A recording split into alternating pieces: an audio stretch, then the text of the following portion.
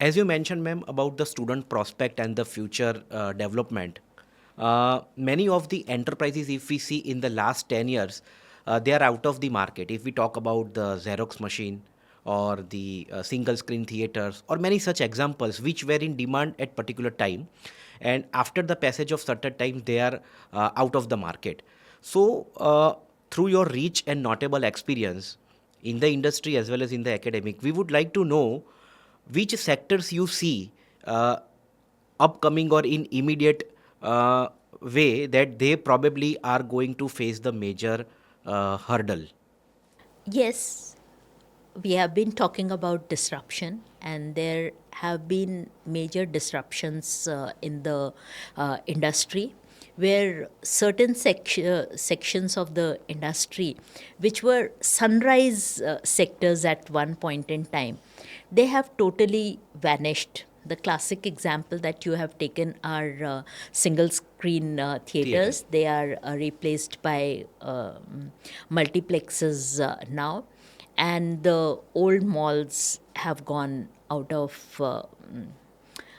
preference. It's only the very posh malls which are now functioning.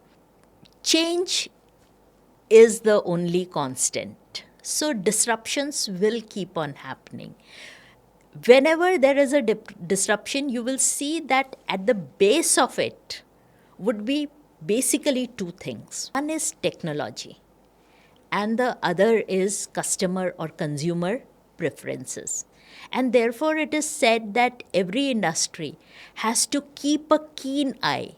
उनकी एक आंख technology change के ऊपर रहनी चाहिए एंड एक आंख उनकी कस्टमर प्रेफरेंस के ऊपर रहनी चाहिए. If even they blink, they will lose it, and then nobody can stop their downfall.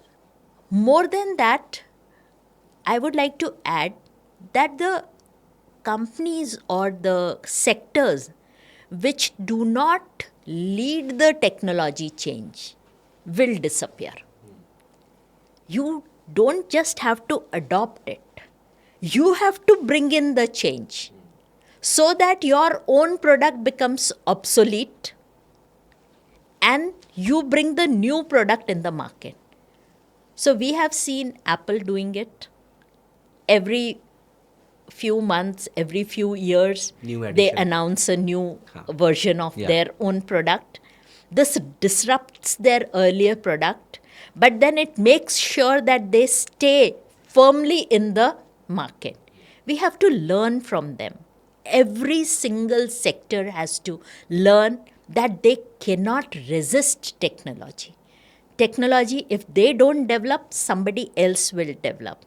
I will use the quote which the Canadian Prime Minister he used in Davos a few days ago. You have to be on the table. If you are not on the table, you are on the menu. You have to lead the change. अगर आप change नहीं lead करेंगे तो change आपको खा जाएगा. So one has to resist being on the menu. One has to lead the changes. As far as which sectors will disappear, I don't know about them, but I'm very sure that the entire tier of administrative work in all the sectors is going to disappear.